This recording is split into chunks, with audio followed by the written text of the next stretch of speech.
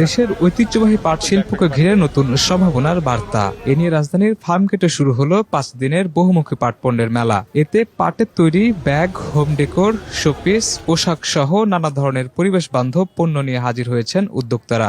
আমাদের যে প্রোডাক্টগুলো আপনি দেখতে পাচ্ছেন এগুলো প্রত্যেকটাই হচ্ছে আমাদের হ্যান্ডলুম এর প্রোডাক্ট। কেউ যদি নতুন উদ্যোক্তা হতে চায় তারা এখান থেকে ট্রেনিং করে শিখতে পারবে।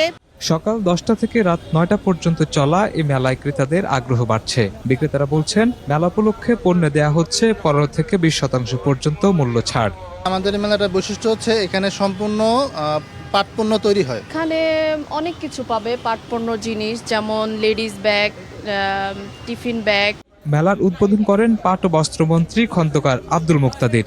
জানান, দীর্ঘদিনের স্থবিরতা কাটিয়ে পাট শিল্পকে পুনরুজ্জীবিত করতে কাজ করছে সরকার। আমরা পাট এবং চামড়া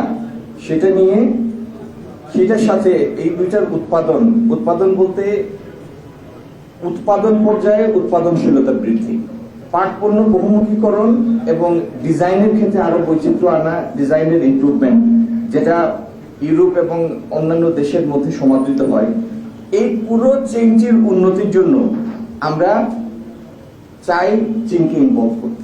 প্রয়োজনীয় নীতি সহায়তা দিয়ে পাট খাতকে শক্তিশালী করার উদ্যোগ নেওয়া হচ্ছে বলে জানান মন্ত্রী। শাহিনুল ইসলাম সাগর, দেশ টিভি, ঢাকা।